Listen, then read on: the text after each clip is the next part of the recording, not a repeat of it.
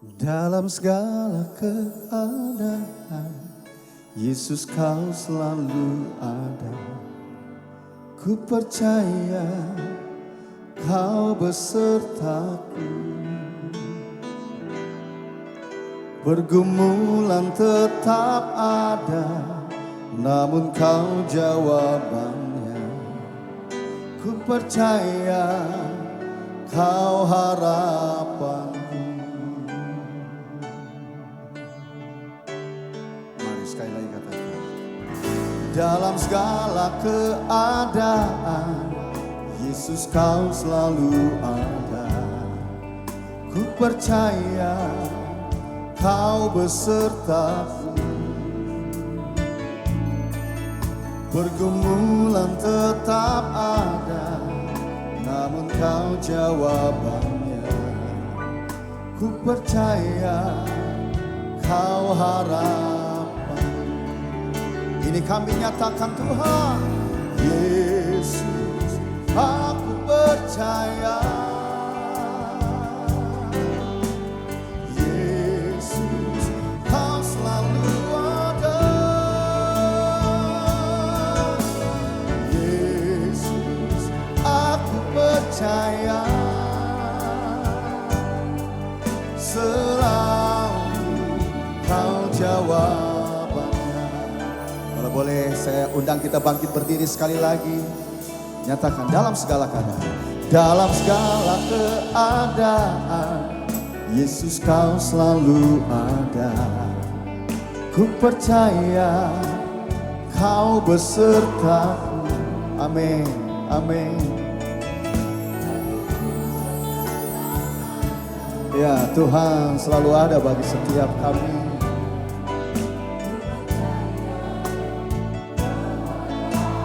Biarlah di penghujung tahun ini kau dapati pengakuan dari kami.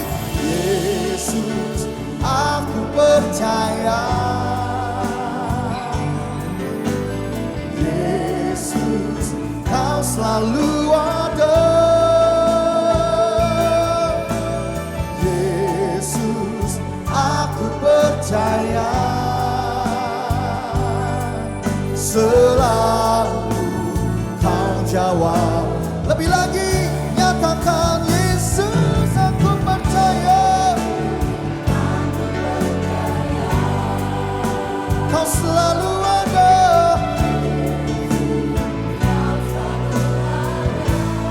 Yesus, aku percaya.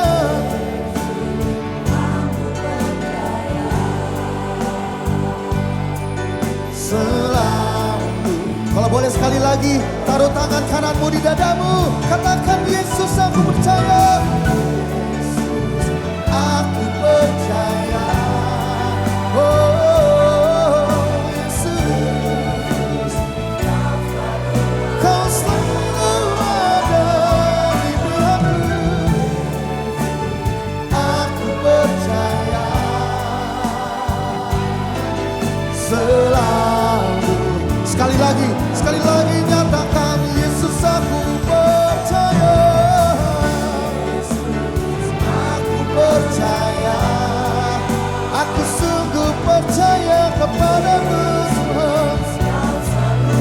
Kau selalu ada di pihakku. Aku percaya. Selalu kau jawabannya. Selalu kau jawabannya. Selalu kau jawab. Sekali lagi nyatakan selalu kau jawabannya. Kau jawabannya.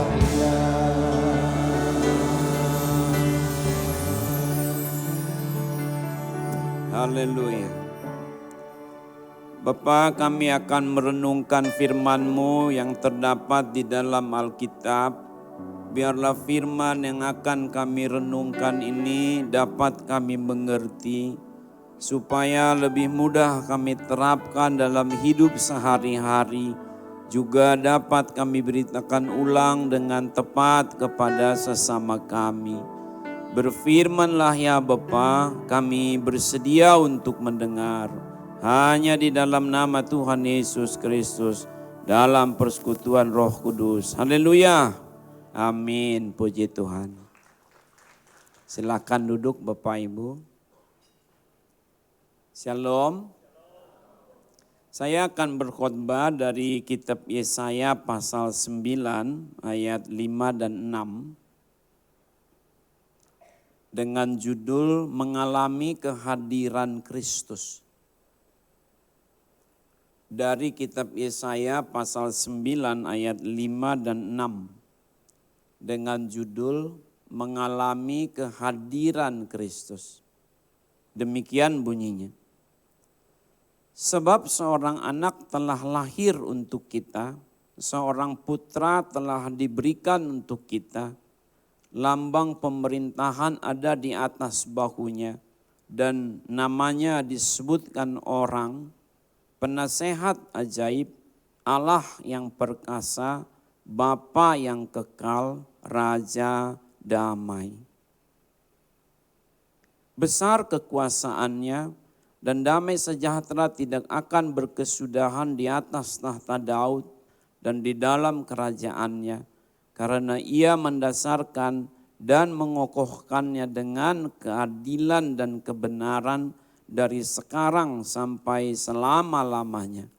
Kecemburuan Tuhan semesta alam akan melakukan hal ini. Amin. Satu nats yang sudah barangkali saja sudah cukup familiar bagi kita ya. Seolah-olah tidak ada nats lain begitu. Tapi saya mau mengajak kita melihat satu ungkapan yang indah. Yakni dimulai dari namanya disebutkan orang. Ayat yang kelima. Namanya disebutkan orang. Jadi bukan disebutkan malaikat. Bukan disebutkan oleh Tuhan Allah. Ini kan bicara soal Tuhan Yesus Kristus. Namanya disebutkan orang. Ada dua nama yang tidak boleh diganti. Apa itu? Misalnya Yesaya 7 ayat 14. Beri nama dia Immanuel. Pernah mendengar itu? Nama Immanuel. Yesaya 7 ayat 14. Beri dia nama Immanuel. Lalu beri nama dia Yesus. Matius 1 ayat 21. Beri nama dia Yesus. Itu adalah nama yang saya istilahkan tadi oleh malaikat atau oleh Allah. Tetapi di sini menarik Bapak Ibu, perhatikan ayat 5. Namanya disebutkan orang. Manusia, people. Sebagai apa? Sebagai penasehat ajaib. Sebagai Allah yang perkasa, sebagai Bapa yang kekal, Raja damai. Bapak Ibu, kalau Bapak Ibu menamai sesuatu itu, apakah itu karena pertemuan pertama atau pertemuan berulang-ulang? Kalau Anda mengelari seseorang itu sebagai ini atau sebagai itu karena ada interaksi yang cukup atau hanya sekilas? Mengapa sih kita punya istilah-istilah tersendiri buat suami atau istri kita, buat anak-anak kita, teman dekat kita? Kenapa ya kita sebut dia ini itu? Bapak Ibu ikuti khotbah ini. Kenapa ya kok bisa kita berkata seseorang itu sebagai ini bagi saya, si itu sebagai itu bagi saya? Namanya disebutkan orang, bukan disebutkan malaikat. Bukan disebutkan oleh Allah. Siapa nama Yesus bagi Anda? Ini penting. Suatu ketika Tuhan bertanya pada para rasul tentang anak manusia. Anak manusia itu adalah waktu itu namanya juru selamat, Mesias. Kata orang, siapakah anak manusia itu? Pernah membaca itu? Matius pasal 16. Oh, kata orang ya, maksudnya adalah pandangan umum. Siapakah Mesias itu? Oh, dia pokoknya salah satu dari para nabi yang akan bangkit lagi. Pernah membaca itu? Pernah Bapak Ibu? Matius pasal 16 mulai 13. Tuhan Yesus berdialog dengan para rasul dalam satu retreat di namanya Kaisaria Filipi. Lalu Tuhan bertanya apa? Sekarang kata kamu, siapakah aku ini? Who am I according to you? In your opinion, who am I? Tuhan Yesus bertanya, siapakah aku menurutmu? Bukan menurut malaikat, bukan menurut Allah sendiri, bukan menurut siapa-siapa yang lain. Menurutmu, siapa aku menurutmu? Siapa aku bagimu? Bagi orang-orang di sini disebut dia adalah apa tadi? 4 julukan.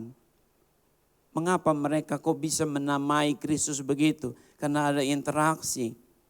Saya ganti kata mengalami kehadiran Kristus dalam hidup mereka. Kristus tidak hanya numpang lewat, numpang dirayakan kelahirannya. Numpang dirayakan diingat kematiannya. Tidak hanya dikenang salibnya saja. Tapi seluruh hal tentang Yesus Kristus melekat dalam diri orang itu. Ada kesan yang tidak bisa dilupakan.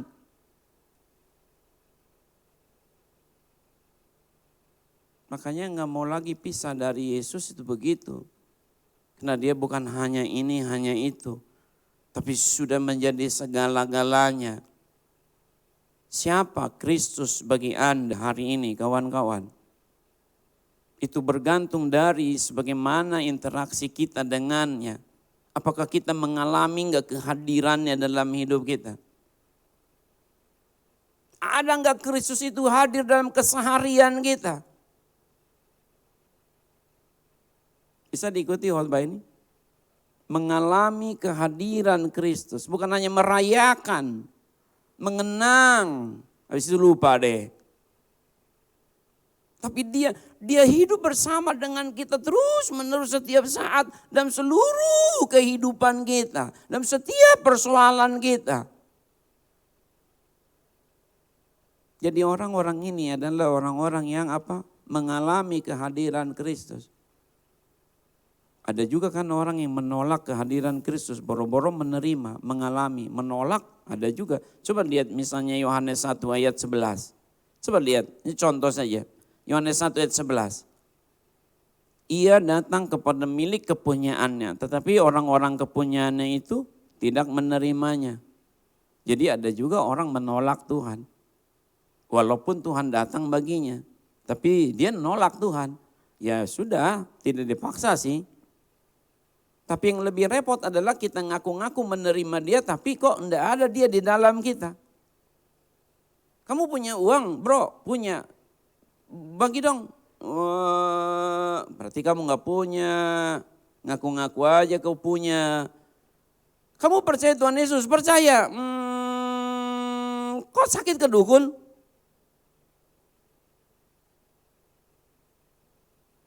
Bisa diikuti? Kalau memang dia ada dalam kita, ya kita akan tunjukkan. Dia kita alami kehadirannya. Mula-mula kita akan menyebut dia sebagai apa? Sebagai penasehat ajaib. Kata penasehat berarti adalah pemberi nasihat. Nasihat itu apa Bapak Ibu? Nasihat adalah kata-kata yang menerobos kebuntuan. Betul ya? Di saat kita pelik, ini kiri atau kanan ya? Cerai atau tetap ya? Ini kan kita berada di persimpangan yang begitu berat ini. Ini orang diapain ya begini rupa ya? Oh, kita tidak cukup hanya ilmu pengetahuan saja. Kita butuh terobosan ini. Kita butuh hikmat ini. Dari siapa kita dapatkan itu? Ya dari penasehat. Ciri-ciri nasihat perhatikan ya, ini cepat saja. Nasihat itu pasti tadi tidak ada dalam kamus, tidak ada dalam ilmu pengetahuan. Kalau ada dalam kamus dan ilmu pengetahuan itu tidak perlu kita nasihat, kita buka aja. Bisa diikuti? Nasihat itu datang bukan dari orang yang biasa, tapi orang yang mengasihi kita. Maka nasihat not for sale. Nasihat gak boleh dijual. Nggak bisa dibeli. Kalau nasihat dibeli, ya itu mah pengetahuan lagi. Nasihat itu adalah sesuatu yang kita belum tahu tapi kita perlu. Yang tidak ada di mana-mana. Dan dia datang dari orang yang mengasihi kita. Maka mengapa ya, contoh ya, orang tua begitu penting bagi kita. Karena dia mengasihi kita. Yang lain gak mengasihi kita lebih dari orang tua kita. Dalam konteks manusiawi. Mengapa ya suami atau istri penting bagi kita? Karena tidak ada lagi pihak lain yang begitu mengasihi kita selain dari suami atau istri kita. Mengapa ya anak-anak begitu penting bagi kita? Saudara-saudara kita begitu penting bagi kita karena mereka lah yang mengasihi kita, yang lain enggak. Jangan bilang saya kasar, di luar keluarga itu adalah dagang, take and give. Kamu mau dapat, ngasih.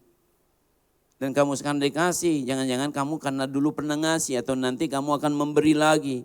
Dalam keluarga enggak ada take and give.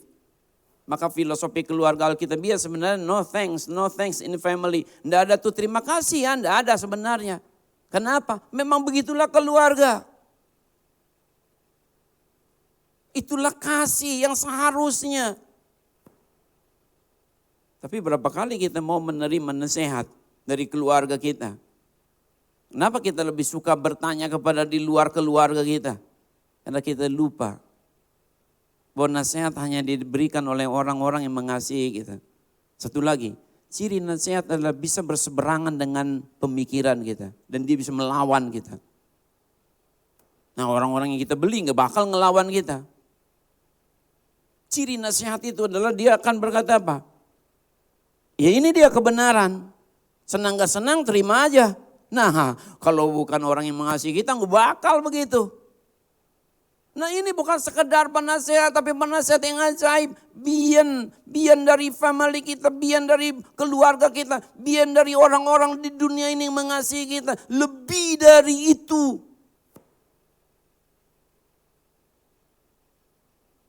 Bapak Ibu, saya bukan mau menekan ya. Kenapa sih orang sampai pada akhirnya mencelakai diri sendiri? Coba lihat nih, kenapa orang akhirnya mencelakai diri sendiri? Kenapa? Ya dia merasa nggak ada teman lagi, nggak ada lagi solusi buat masalahnya. Dia kesepian. Akhirnya bilang apa? Buat apa aku hidup? Inti dari semua ini adalah apa? Dia butuh nasihat. Kita tidak akan berbuat yang enggak-enggak kalau kita ini masih ada jalur yang baik, betul tak? Betul tak? Contoh nih Bapak Ibu, ini hal kecil sebenarnya. Kenapa sih orang marah? Pernah enggak Anda berpikir kenapa orang marah? Kenapa ya dia marah? Kenapa orang sampai mukul juga? Marah itu buat saya tanda mentok. Daripada jadi marah. Kalau Anda belum mentok gak bakal marah. Lihat gak? Kenapa sih kita mukul, bunuh apa? Karena kita merasa gak ada jalan keluar lagi, dah hajar aja. Jadi kenapa orang berbuat jahat? Karena dia sudah kehilangan kebaikan. Dia sudah putus asa. Karena dia bingung, ini kiri kanan, ini mundur kena, maju kena, ini apa yang harus saya lakukan? You need wisdom. Yang menerobos. Ya, maafkan saya kalau saya sulit memberi contoh-contoh, tapi saya mesti cepat ya. Bapak Ibu pernah enggak membaca, ini contoh, bahkan ini sosial politik kelas tinggi. Di dalam Matius pasal 22 ayat 15 sampai 22. Seseorang datang kepada Tuhan Yesus bilang ini kerubunin wartawan nih. Wartawan pada saat itu. Ada ahli-ahli Taurat yang siap menjerat kalau lu salah jawab kita laporin lo. Apa kata mereka? Guru, boleh enggak kita bayar pajak pada Kaisar? Ini jawaban rawan. Kalau Tuhan Yesus berkata boleh saja, seolah-olah dia tidak empati dengan rakyat yang sedang susah. Yang dijajah tapi dimintain terus pajak. Konteks itu waktu itu mereka dijajah oleh orang Romawi. Maka mereka mau berontak. Tapi kalau dibilang enggak, nah lo ntar dilaporin nih. Bisa ikuti khotbah ini? Apa kata Tuhan Yesus? Bawa kemari koinnya. Bawa kemari koinnya. Ini uang siapa? Gambar siapa dalam koin ini? Gambar Kaisar. Berilah kepada Kaisar apa milik Kaisar, kepada Allah apa milik Allah. Diam semua. Saudara mau perkataan saudara itu akhirnya membuat setan diam, penyakit diam, orang jahat diam, ketakutanmu diam. Ada sesuatu yang menerobos.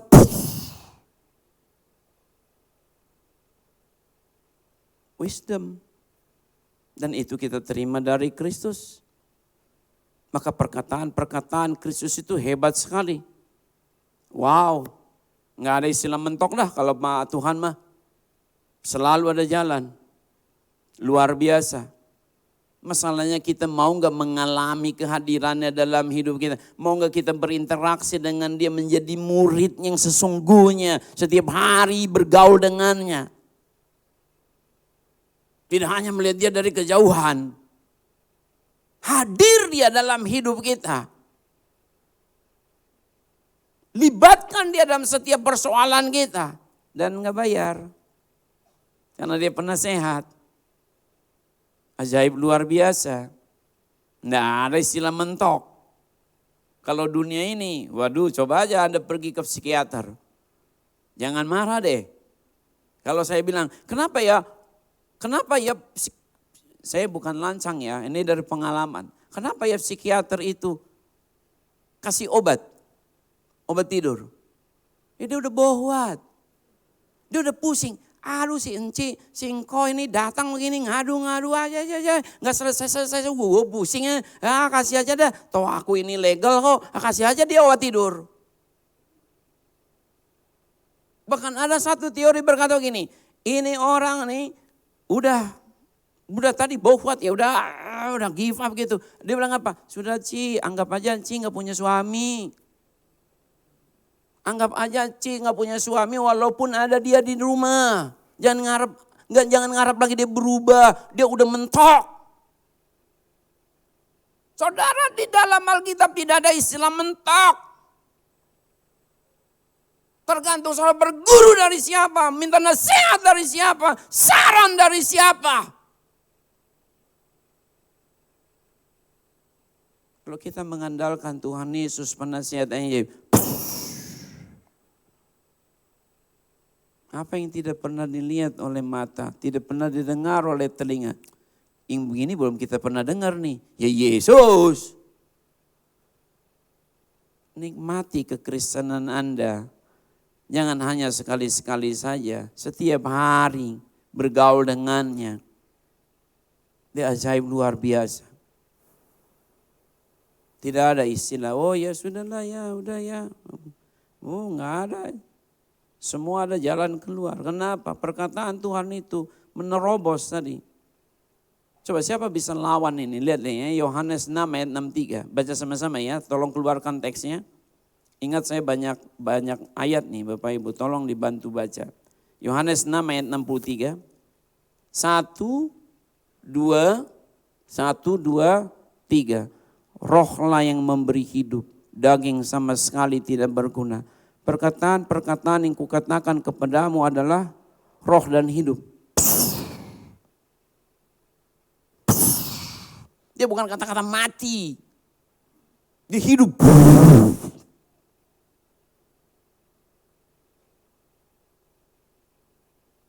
Sampai roh Tuhan, firman itu masuk ke dalam diri kita, didorong, penyakit didorong. Kebuntuan didorong, ini otak yang mampet terbuka. Komunikasi dalam keluarga seperti Yusuf dan Maria terbuka, deadlock terbuka. Katanya gak bisa lagi ngomong sama suami karena istri udah cerai aja, kata Yusuf. Tenang Mr. Joseph, tenang, masih ada jalan keluar. Terbuka.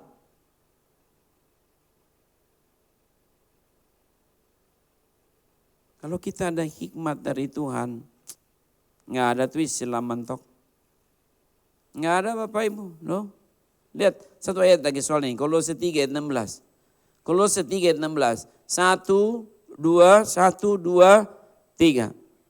Hendaklah perkataan Kristus diam dengan segala kekayaannya di antara kamu, sehingga kamu dengan segala hikmat mengajar dan menegur seorang akan yang lain, dan sambil menyanyikan mazmur, puji-pujian dan nyanyian rohani, kamu mengucap syukur kepada Allah di dalam hatimu. Haleluya.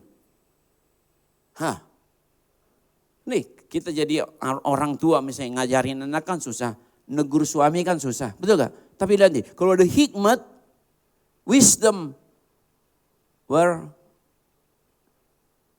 does the wisdom comes from? Dari mana ini datang nih wisdom ini? From the words. The words become wisdom. Perkataan Tuhan itu hadir dalam kita, itu akan menjadi hikmat, mengajar anak. Sehingga anak bilang apa? Amin mami, amin pak, amin bu. Mau gak perkataan kita diaminkan oleh anak kita? Pakai firman. Gak bisa dilawan Bapak Ibu, karena dia kuat sekali. Kuatnya bukan hanya menekan, tapi kuat mencerahkan. Iya juga ya, benar juga ya. Benar sih istriku ini. Benar orang tuaku ini. Oh, kita gak butuh penasehat lain. Kita udah punya Tuhan. Tolong lihat saya, please. Kalau Anda didatangi oleh anak yang sudah cukup dewasa, memperkenalkan seseorang, mama ini cocok gak buat aku untuk dinikahi? Jujur ya, Anda enggak cocok. Jawab Anda apa? Ini serius. Kita gak cocok sama dia. Tapi dia nanya kita. Jangan gegabah. Tanya Tuhan. Sebab pertanyaannya bukan cocok enggak menurut mama. Cocok enggak ini jadi suami atau istriku? Ya kita enggak tahu lah. Kita tanya Tuhan Yesus bukakan, singkapkan. Ini jodohnya dia bukan. Kalau Tuhan sudah setuju, yang lain setuju. Kamu mau lawan Tuhan ya?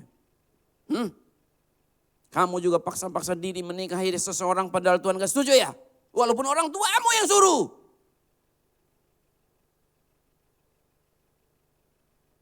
Siapa yang kita lebih dengar suaranya? Kita suka gak cengli sama Tuhan. Kita mau berkatnya tapi gak tunduk pada perintahnya. Berkatnya aku Tuhan tapi caranya menurut aku sendiri. Gak cocok.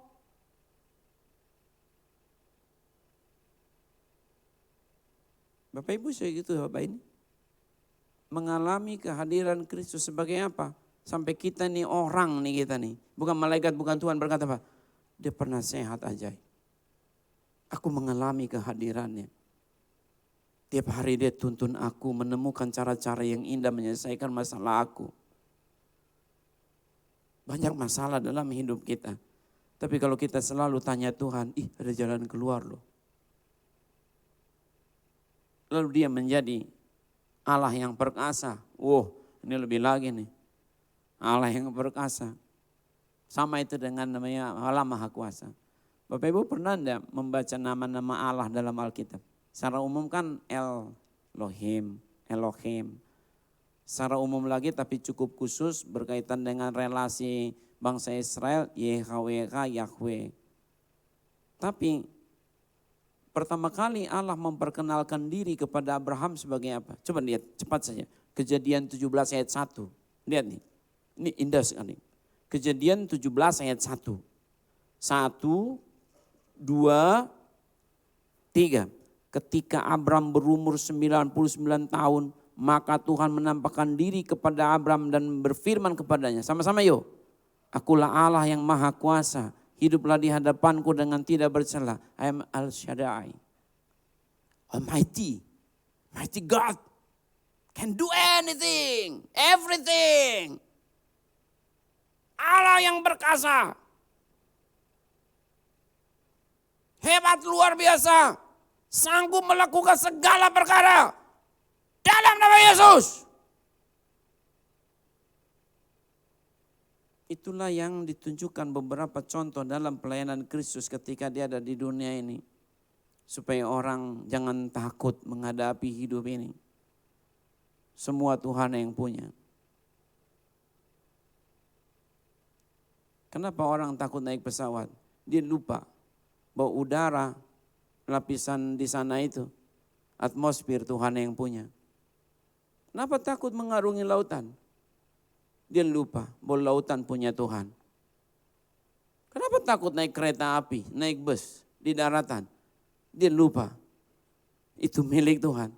Yehova Zebaoth. Yehova Zebaoth. Oh, Allah semesta alam. Tuhan semesta alam.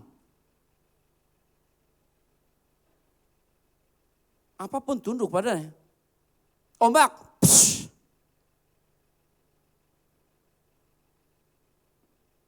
Miracle maker.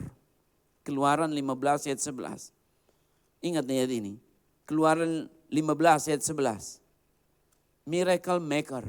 Siapakah yang seperti engkau di antara para ilah ya Tuhan? Siapakah seperti engkau mulia karena kekudusanmu? Menakutkan karena perbuatanmu yang masyur. Sama-sama yo. Engkau pembuat keajaiban. You are the miracle maker. Orang bisa angkat tangan, wajar. Jangan marahi dia. Kalau dokter sudah berusaha lalu dia angkat tangan, itu berarti bagus. Bagus baginya, dia sudah berusaha. Yang kita marah adalah dia belum apa-apa udah angkat tangan. Ini buat apa?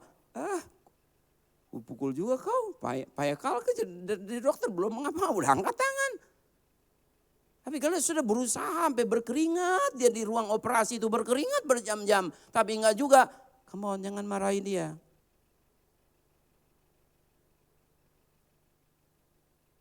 Makanya kita harus angkat tangan sama siapa? Tuhan Yesus. Raise your hand. Raise your hand. Angkat tanganmu. Angkat tanganmu.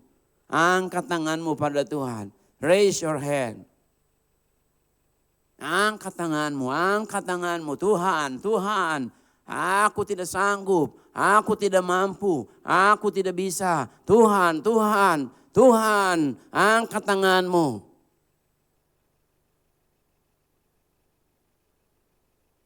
Angkat tanganmu.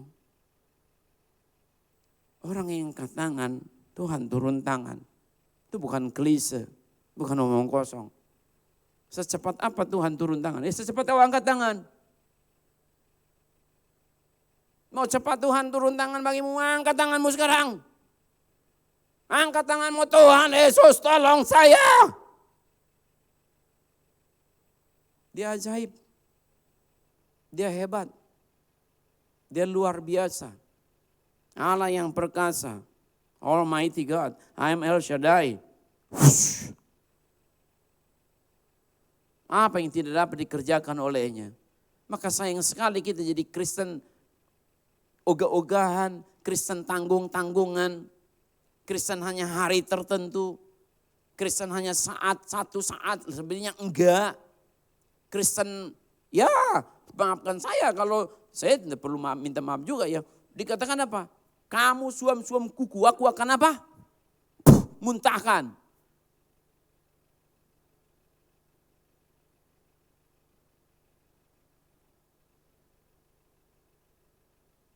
Saudara, dia Allah yang benar, kita harus menjadi umat yang benar juga, amin. Amin. Dia Allah yang benar, maka kita harus jadi umat yang benar. Rasakan kehadirannya dalam hidup kita. Haleluya, ajaib. Maka kalau belum Tuhan kasih apa ya namanya itu, keputusan, tenang aja Bapak Ibu. Biar 1000 hakim bilang vonis ini, vonis. Hei, Pak Hakim. Hakim dalam tanda petik ya. Dokter juga hakim di bidangnya. Pengambil keputusan terakhir di dunia. Come on.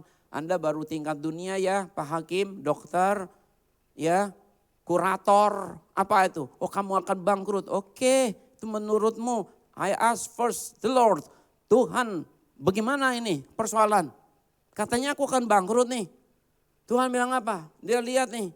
Oh iya, tenang aja. Terus gimana dong Tuhan? Gue ganti. Lu bangkrut sih, gue ganti yang lain. Tenang aja. Gue yang ngurus.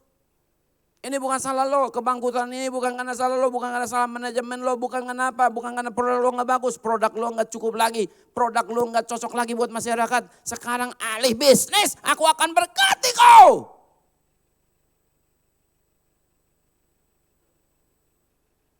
Tapi orang bilang apa, aduh aku nggak berguna, di sini aku gagal, mati deh. Hey, come on. Kau gak usah salahkan dirimu ngapa sepatumu gak laku karena semua orang sudah beli sepatu di situ. Tanya Tuhan, Tuhan jualan apa lagi aku sekarang?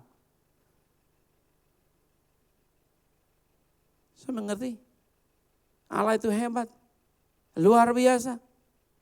Ditolak cintamu, hei, minta Tuhan Yesus kirim seorang yang bukan saja aku kasih, dia mengasihi aku lebih lagi. Masih banyak stok. Kenapa takut? Emang dia doang, gara-gara dia kau mengurung diri 8 tahun gitu. Betapa gitu.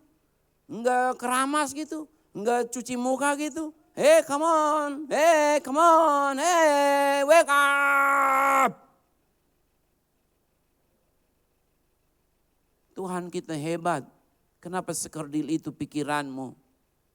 Buka wawasanmu, pandang Tuhan. Dia ajaib.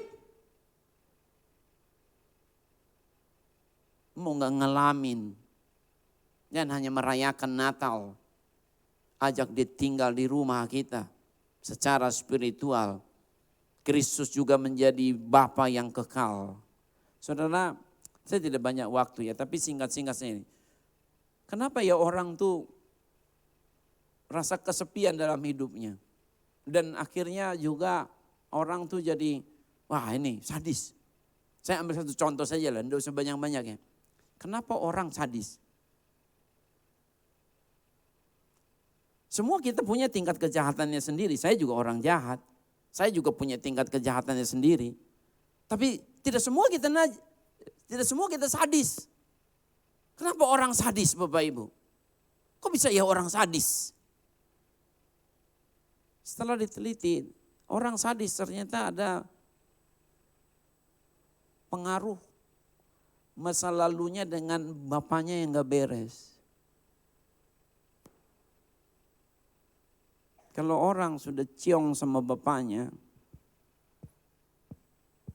against, berlawanan terus, coba aja lihat. Tuh anak super nakal bahkan jadi penjahat.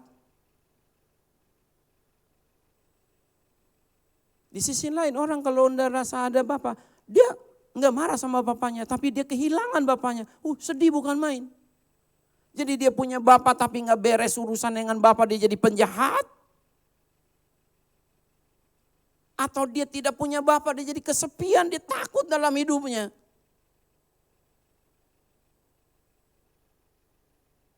Tapi kalau dia punya bapak, apalagi bapak yang baik. Saya lihat, saya pernah gak merasakan kasih bapak di dunia? Hanya naik sepeda. Kemana aja kita pergi, nyaman betul ada bapak. Enggak pikirin yang lain. Bapak kita bilang apa? Nah ayo kita mancing. Mancing di tempat jorok. Oke papa, I love you.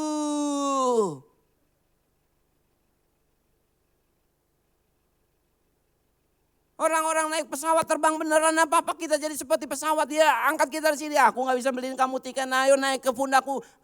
Berjalan terbang bersama Bapak. Wah, bahagia.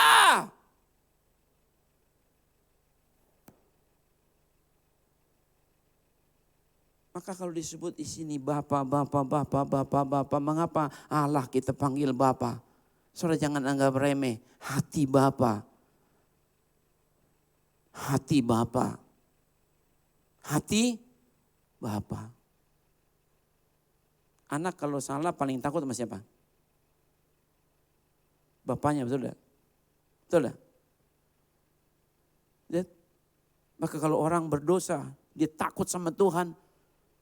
Waduh, dia akan datang dipeluk oleh Tuhan. Lihat gak anak bungsu, jahat betul kan dia? Tapi karena punya bapak yang baik, diterima lagi, didandanin lagi, dikasih pakaian lagi, kasih fasilitas lagi. Biar engkonya, kokonya, kodenya marah. Bapaknya bilang apa? Diam. Ini anakku. This is my son. Anakku.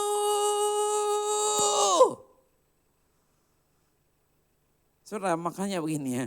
Kalau saudara nggak mau kesepian dalam hidup ini, takut dalam hidup ini, jahat dalam hidup ini, coba miliki hati Bapa. Nggak apa-apa kita mungkin gagal punya Bapa di bumi, nggak apa-apa. Termasuk ada banyak, kami asuh beberapa di panti asuhan tuh, maaf ya saya sebut, tidak kenal Bapa mamanya. Tapi mereka kok bisa hidup bahagia, kenapa? Naik banding kepada Bapa surgawi. Kaulah Bapakku, Bapakku yang baik. Dalam Kristus itulah kita melihat Bapa yang kekal. Makanya orang berdosa nggak langsung digebukin sama Tuhan Yesus. Diberi pengampunan. Orang bodoh diberdayakan. Kau anakku. Kau anakku. Kau anakku. Saudara rasa kehilangan kasih Bapa? Peluk Tuhan Yesus sekarang. Jesus, you're my Father. My own Father. Hold me.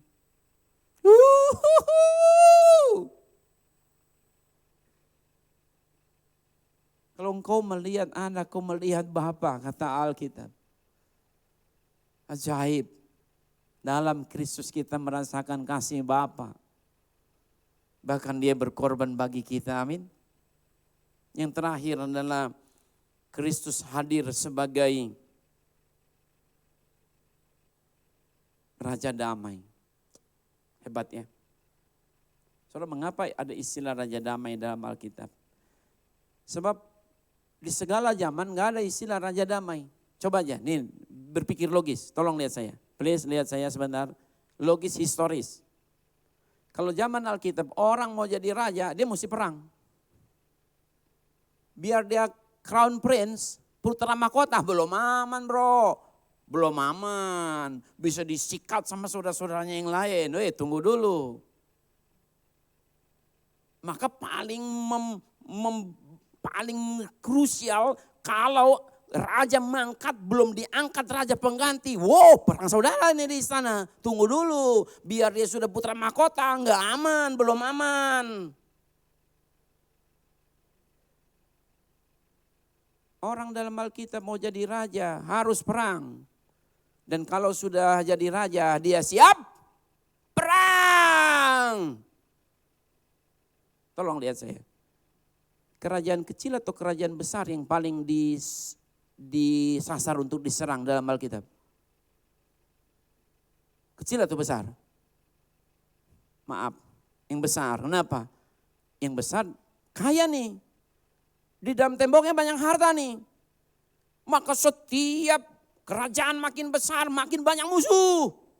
Maka tidak ada kerajaan bisa besar di dunia ini terus menerus. Dihajar.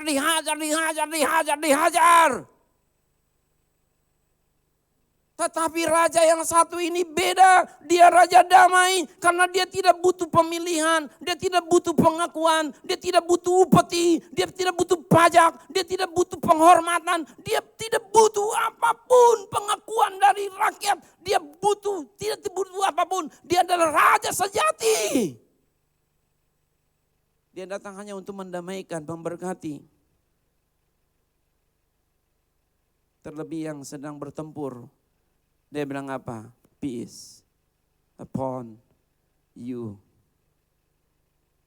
Turun atasmu. Maka doa kita apa? Shalom. Jangan cuma semboyan biasa ya. Shalom. Shalom itu doa memohon damai sejahtera. Shalom. Shalom. Shalom. Jadi ngomong shalom jangan ngeledek deh. Shalom. Shalom. Duh. Begitu sih. Kalau mau melucu pakai yang lain lah. Jangan istilah-istilah Alkitab. Boleh melucu, nggak apa-apa.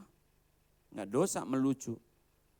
Tapi jangan yang begitu indah jadi rusak maknanya. Shalom, shalom. Kok saya jadi ngerusak juga ya? Terima kasih ya Bapak Ibu mau datang hari ini. Tuhan memberkati Anda. Tidak sia-sia kita beribadah. Kita ada waktu bersekutu dengan Tuhan, lakukan terus. Nikmati kekristenan kita. Biar kita mengalami kehadiran Tuhan. Kita akan ada damai dengan suami, istri, anak, orang tua. Termasuk ketika kita bilang apa? Shalom. Berani enggak Anda bilang shalom di rumah sendiri? Kalau bisa ngomong shalom di rumah sendiri, berarti kualitas spiritual kita sudah meningkat. Banyak orang beraninya hanya buat tetangga shalom, buat bos shalom, buat orang lain shalom. Tapi kok buat istrinya enggak ada shalom? Jangan gitu, kita nggak biasa, udahlah geli. Masa sama istri sendiri shalom? Ya ampun Koko, itu justru bagus dong.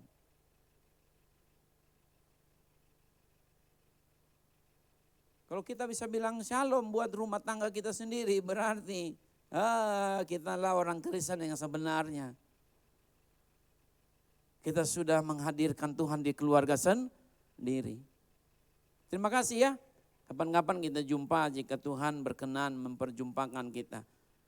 Mengalami kehadiran Kristus sebagai apa itu? Sebagai penasehat ajaib, Allah yang perkasa, Bapa yang kekal, Raja damai. Walaupun beliau sekarang sudah di sorga, tapi dia tetap hidup di dalam hidup kita.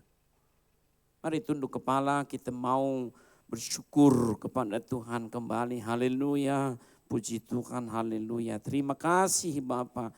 Firman ini tidak berlalu begitu saja, tapi sungguh masuk dalam hati pikiran kami, menyatu dengan jiwa kami. Kami hidup di firman-Mu dalam nama Tuhan Yesus, dalam persekutuan Roh Kudus. Berkati umat-Mu di sini, berkati dalam setiap pergumulan, berkati dalam setiap persoalan, berkati dalam setiap kesuksesan juga, berkati dalam setiap keberhasilan juga. Biar menjelang akhir tahun ini kami tidak semakin menjauh dari hadirat Allah, tapi kami mendekat. Kalaupun kami semisal berlibur atau bepergian ke tempat lain, kami tidak lupa Tuhan. Dalam nama Tuhan Yesus, dalam persekutuan Roh Kudus, haleluya. Amin.